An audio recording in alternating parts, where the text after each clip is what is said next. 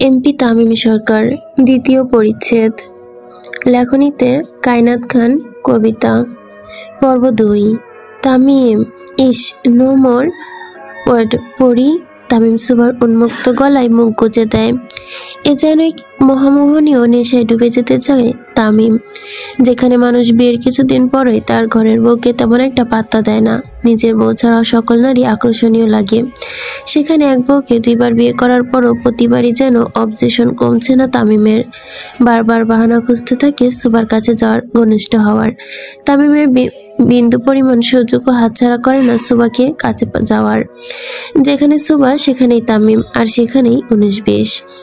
তামিম যখন সুবার মাঝে সুখ খুঁজতে ব্যস্ত, ঠিক তখনই দরজায় কড়া নাড়ে কেউ।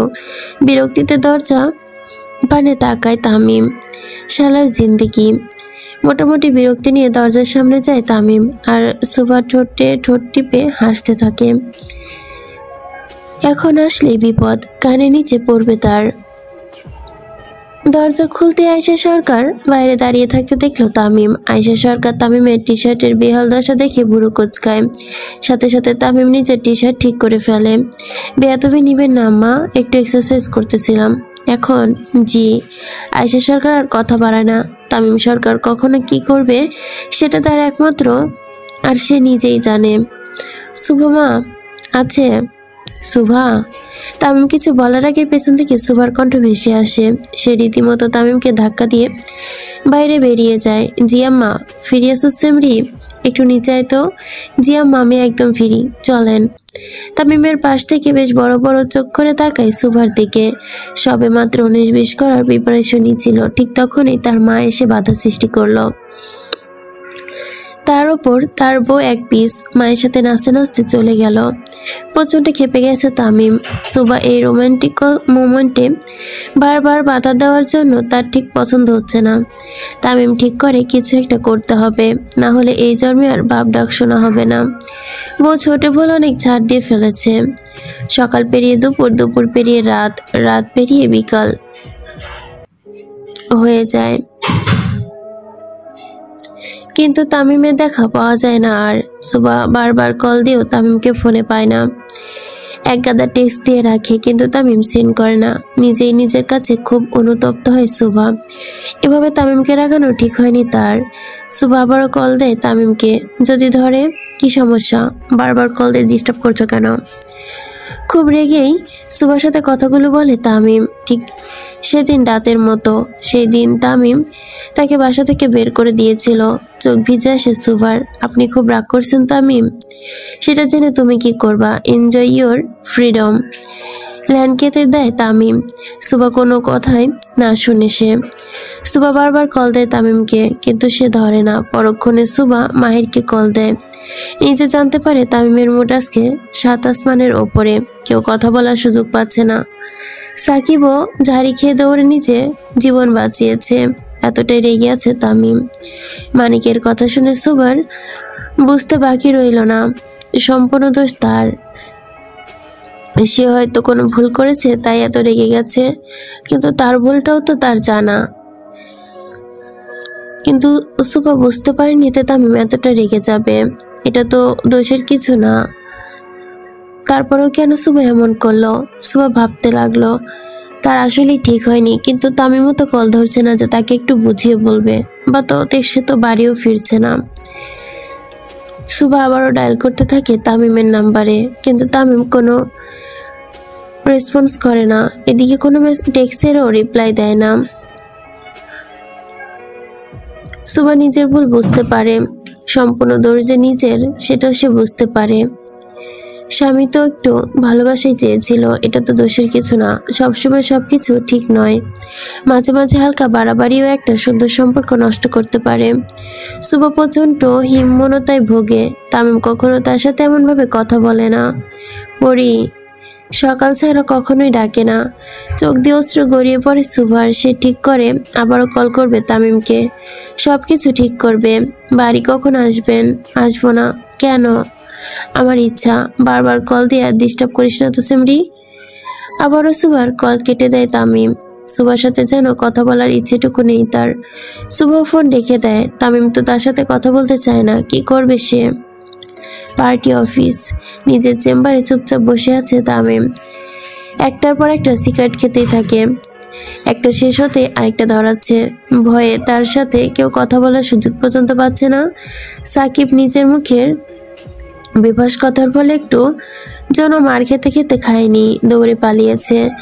কিন্তু বাকিরা পারেনি, চুপচাপ সোফাতে বসে আছে, যে যার মুখের দিকে বারবার দেখে আর চুপচাপ বসে থাকে। তামিম একটার পর একটা সিগারেট খেতেই থাকে। মন যখন অশান্ত থাকে তখন সিগারেটে একমাত্র ভরসা। সিগারেট খেতে খেতে তামিম টেবিলে থাকা তার সুপার ছবির দিকে তাকায়। একজন আরেকজনের দিকে কতটা আবেগ নিয়ে তাকিয়ে আছে তারা, যে কেউ দেখে বলবে কি ভালোবাসে ভরপুর। তামিম পুরো মনোযোগ দিয়ে অন্যদিকে চলে যায়। সুবা কেন তাকে বুঝতে চায় না, কেন তার সাথে এমন করে, কেন তার ভালোবাসা ভেসে যেতে পারে না। নিজের প্রতি আকাশ সমান আক্ষেপ হয় তামিমের। তাকে কি একটু মন থেকে ভালোবাসতে পারতো না সুভা? কেন বারবার পালিয়ে যায়, কেন পুরোপুরি ধরা দিতে চায় না তার কাছে? হঠাৎ পার্টি অফিস কেঁপে ওঠে তামিমের ধ্যানের 12টা বাজে। বেশ জোরে কেঁপে ওঠে পার্টি অফিস। তামিমের চেয়ারও নড়ে ওঠে। তার চার পাণ্ডব এবং শামসও মাটিতে পড়ে যায়। মাঞ্জারহাটি শেষ রে বালের ভূমিকম্প। সকলে এক এক করে উঠে, মানিকেও উঠায়। সাইডে বসে থাকার ফলে বেশ জোরে কোমরে আঘাত লেগেছে তার। সকলে উঠে দাঁড়াতে আবারও বিল্ডিং কেঁপে ওঠে, আবারও তারা নিচে পড়ে যায়। তামিম কোনো রকম নিজের ঝোল সামলায় নেয়। ভাই, এমনি তো ভূমিকম্প হয় না, তাইলে কি কেউ? মাহিরের কথায় তামিম একটু নড়ে চড়ে ওঠে। এভাবে তো ভূমিকম্প হয় না, নিশ্চয়ই কেউ বোমা ব্লাস্ট করেছে। রাগে ক্ষেপতে থাকে তামিম। উঠে নিজের ব্রেসলেট ওপরে ওঠায়। মাহির চাপাতি দে।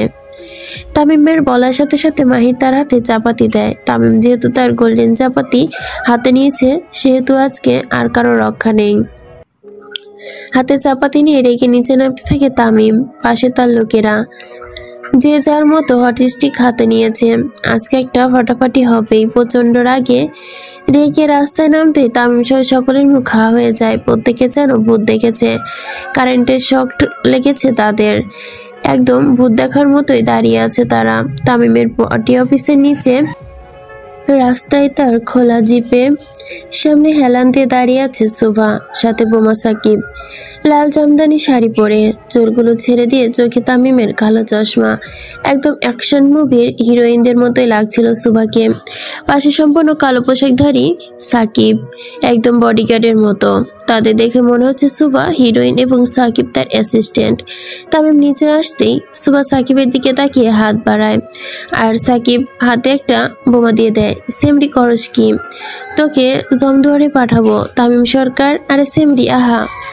তামিম তার পুরো কথা শেষ করার আগে শোভা তামিমের পায়ের কাছে একটা সিম্পল বোম নিক্ষেপ করে, যার কালো ধোয়ার ফলে মাটিতে পড়ে যায় তামিম সহ বাকি 4 জন। সকলের মুখে শরীরে কালির দাগ এবং তামিমের চুলগুলোর সামনে দাঁড়িয়ে পড়ে। একদম বাদরের মতো লাগছিল তামিমকে। আর বাকিদের চেহারা তো দেখার মতো, একদম চোর। সুভা চুপচাপ তামিমের দিকে তাকিয়ে থাকে, আর তামিম মাটিতে বসে সুভার দিকে। কেউ কিছু বলে না। কিছুক্ষণ পর সুভা তামিমের সামনে গিয়ে দাঁড়ায় এবং তার হাত পেতে দেয়। বাড়ি যাবেন তো এবার? তামিম বাধ্য ছেলের মতো উঠে দাঁড়ায়, সুভার হাত ধরে। তারপর নিচের দিকে তাকায়। একদম জঙ্গল থেকে উঠে আসা আদিমানব লাগছে তাকে। তুই তো আমারে ফকির বানাই ছাড়বি সেমরি। শেষমেশ বোমা দিয়া স্বামীর অফিস উড়াইতে দিতে গেলি? আপনার যা ব্যাংক ব্যালেন্স আছে 14 গোষ্ঠী বসে খেয়েও শেষ করতে হবে। তামিম সরকার নাটক বাদ দিয়ে বাসায় চলেন, কাজ আছে। তামিম একটু শক্ত মুখে সুভার দিকে তাকায়। কি কাজ? খেলা হবে। তামিম যেন টাসকি খেয়ে গেল সুভার কথায়।